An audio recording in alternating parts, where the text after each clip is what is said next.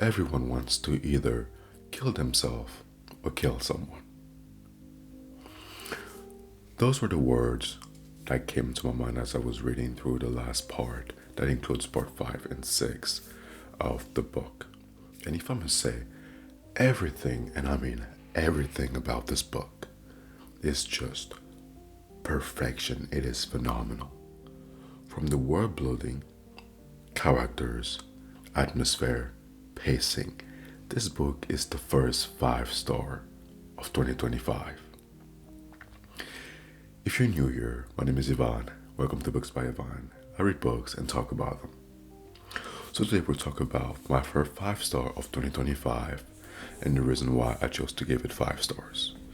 Ladies and gentlemen, make yourself comfortable, put this in the background, and this is the final review of Crime and Punishment.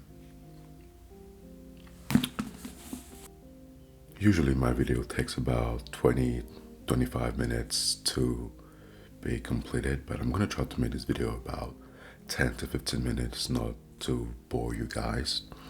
With that being said, one of the traits of this book that particularly stuck with me, that I truly enjoyed, is how the characters are presented to the readers. That includes you and me. Allow me to explain, right? When a character is being introduced in a book, usually you get it from the narrator perspective, and that's it. You just move on with the story. But that's not the case in Crime and Punishment. In Crime and Punishment, you get bits and pieces of the character from different perspectives. For example, in the beginning, the main character is introduced. He goes by the name of Raskolnikov. Right? We get a little bit of information about him from the narrator. We get to know the kind of person that he is, but that's not it, right? That's not where it ends. Later on in the story, we get introduced to Hazumikin.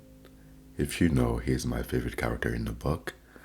And the author introduces Hazumikin. But not just that, right? We also get to see what Hazumikin is like from Raskolnikov's perspective, and vice versa. We get to see what Raskolnikov is like from Hazumikin's perspective. In simpler terms, when a character is being introduced in Crime and Punishment, you get both sides of the coins. You don't just get the cover, you also get the back. You get to see whether they're a good character or if they're bad. Many, and I mean many other books, you only get the perspective from the narrator, and the fact that you get to see both, I really like that about this book, right? So once you see the both side of the characters, you pretty much get to decide which side you lean on.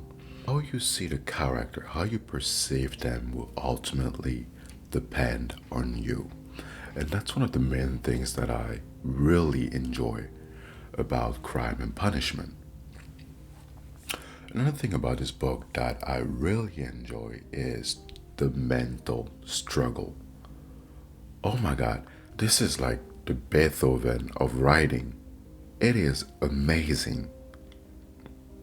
The psychological struggle that we're going to talk about in this video, you, me, we're going to talk about that of the main character, right?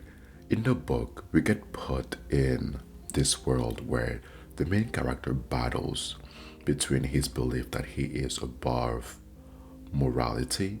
He calls himself an extraordinary man compared to the average man, right? He thinks of himself as a Napoleon, pretty much. And that, right, brings forth a deep guilt and humanity within him. He thinks that he can commit a crime, like what he did in the part 1 of the book, how he killed a pawnbroker. He thinks that he can commit a crime for the greater good, because it'll free him to do great things, right? Because he's free to do that kind of stuff. But after the murder, he just spirals down. It's bad. It is really bad. But it's not bad in a terrible way. It's bad in an amazing way that we get to experience it, right? Raskolnikov is constantly torn between his pride and his conscience.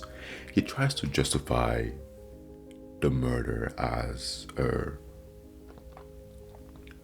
rational act, right? But deep down, he feels horrible for having killed not the pawnbroker, but the sister. Do not get those facts mixed up. He doesn't feel bad about killing the pawnbroker. He feels bad about killing the sister of the pawnbroker because that was a complete accident. It was unplanned, right? This guilt eats him and makes him physically sick. Like seriously, the man will literally just faint left and right. Seriously, the man could not go, if I remember correctly, he could not go like 2 pages without going in and out of consciousness. It's pretty insane, right? That guilt leads him to alienation, right? He isolates himself from everyone. That includes his family, his friend, and even society. But at the same time, he craves connection, right? You can tell this because of how he interacts with Sonia. Sonia is the daughter of Murmaladov. And if you remember from the previous video, Murmaladov, he was a peculiar character. The way the main character described him would make you dislike him, but from how his daughter and wife describe him, he will become somewhat likable, but not fully. He's not hated, but he's also not well liked. He's in that middle space, right? And Sonia is his daughter, and how Raskolnikov interacts with Sonia will just show you how much connection, like connection depraved. I guess you could say that Raskolnikov is touched depraved, right?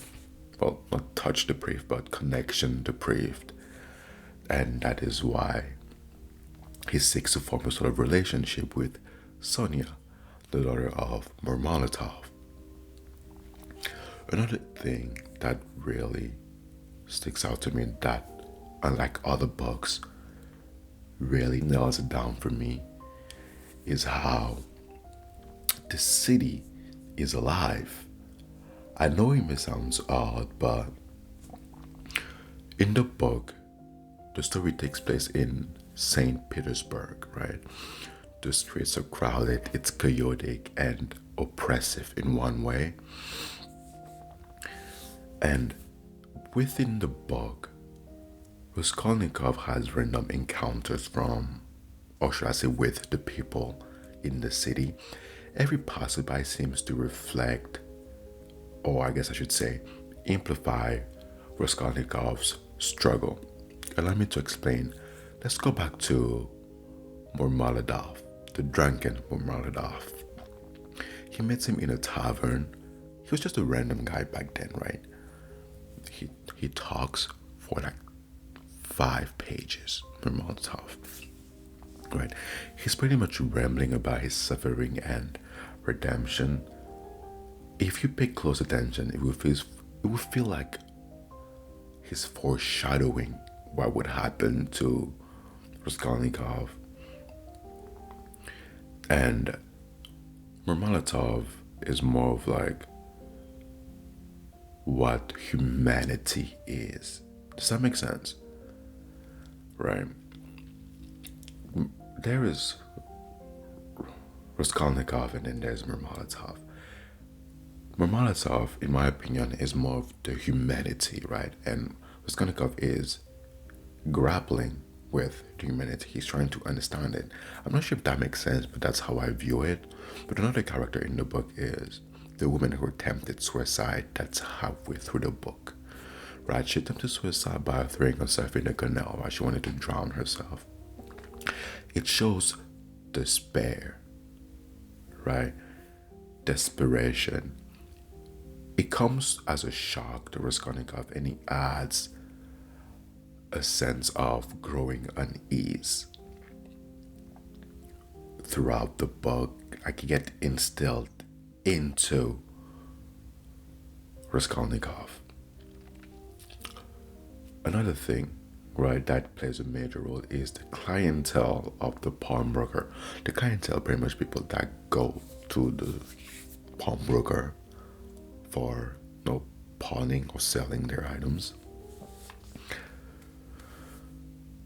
The clientele, right, who goes in and out of buildings shows, I guess, I'm thinking of a proper way to say this. It shows more of the desperation of the city's poorest citizen. People who are one way or another, people who are victim of the same system that Raskolnikov is rebelling against, of the oppression, right?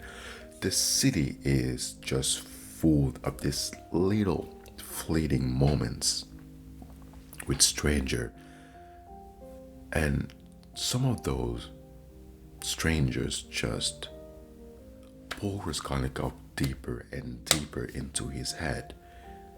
The city, at least to me, it feels like the city is constantly talking to him, whispering to him, reminding him of the suffering and poverty and the guilt that's coming on, right?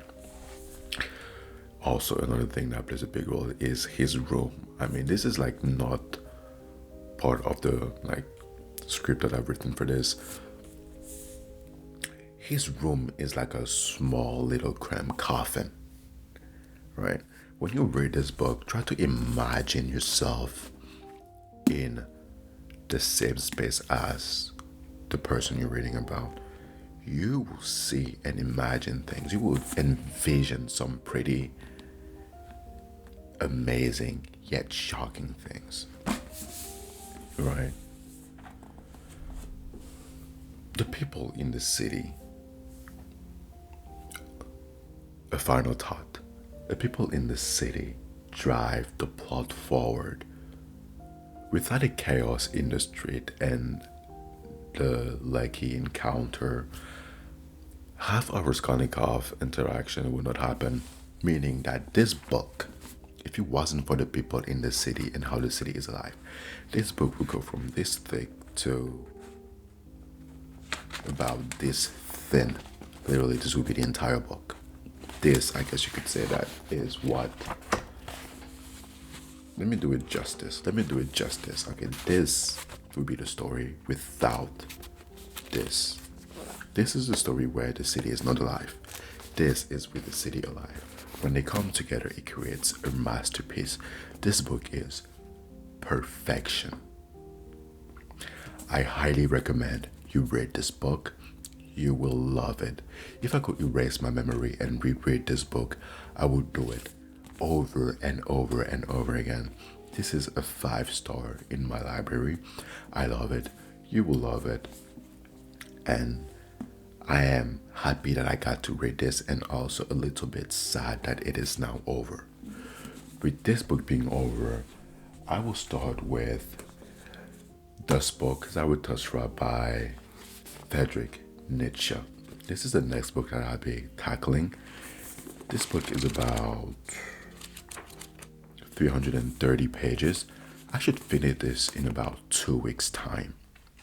So in about 2 weeks, 2.5 weeks, I will talk about this book.